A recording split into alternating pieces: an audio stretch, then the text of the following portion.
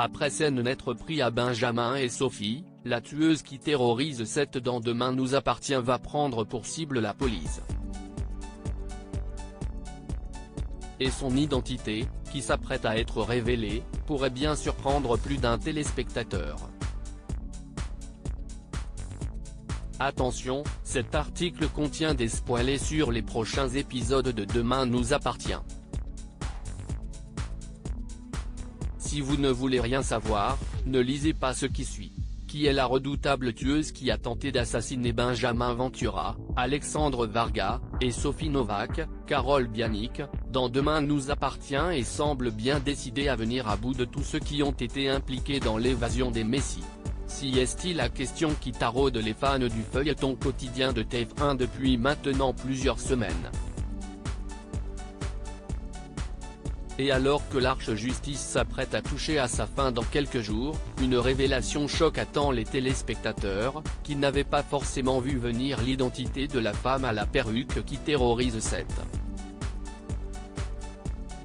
En effet, dans l'épisode de Demain nous appartient qui sera diffusé ce mardi 11 octobre sur La Une et qui est déjà disponible en avant-première sur Salto, Victoire, Solène Ebert, va avoir la surprise de tomber nez à nez avec Amanda Farrow, Marion Christman, son amie infirmière qui avait quitté la ville en août 2021, quelques jours après la mort d'Ulysse, Sébastien Capgras, son fiancé.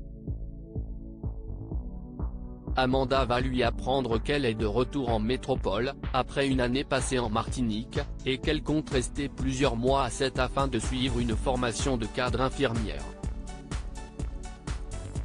Les deux amis vont alors prévoir de se revoir rapidement avec Georges, Maëlle et la Jaoui.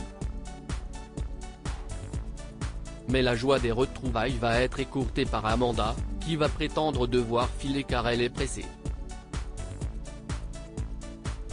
Et évidemment, le retour de la jeune femme en pleine intrigue liée à la prise d'otage du Spoon, ainsi que son comportement quelque peu fuyant dans cette séquence, ne sont pas le fruit du hasard.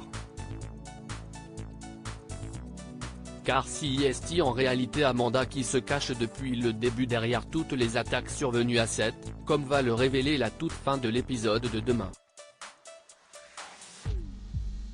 Mais pourquoi le personnage incarné par Marion Christman a-t-il sombré dans une folie meurtrière?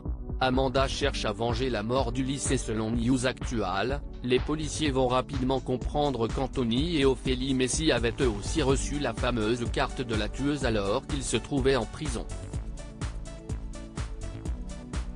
Et que la meurtrière ne voulait donc pas les venger, comme il le pensait au départ, mais bel et bien les tuer. Karim, Samy Garbi, et Martin, Franck Monsigny, vont alors faire le lien avec la prise d'otage et en venir à la conclusion que la tueuse est une proche d'Ulysse, qui cherche à venger la mort de l'ancien chef du Spoon. Et lorsque Damien, Adrien Robe, va parvenir à découvrir grâce à un peu d'Aiden que la femme qu'il recherche est rousse, la police ne va plus avoir de doute et va se lancer à la poursuite d'Amanda Farrow, qui n'a jamais réussi à faire le deuil d'Ulysse et a fini par vriller. Malheureusement, la quête de justice de la jeune femme n'est pas terminée et sa prochaine cible n'est autre que Martin Constant, qui fait partie des policiers qui, selon elle, ne sont pas intervenus à temps lors de la prise d'otage et qui auraient pu sauver Ulysse s'il avait été plus réactif. En danger de mort, Martin va-t-il réussir à échapper à la folie vengeresse d'Amanda? Et comment Victoire et Georges vont-ils réagir en découvrant que leur amie est devenue une meurtrière prête à tout pour parvenir à ses fins? Réponse dans la suite de Demain nous appartient sur TF1 et sur Salto.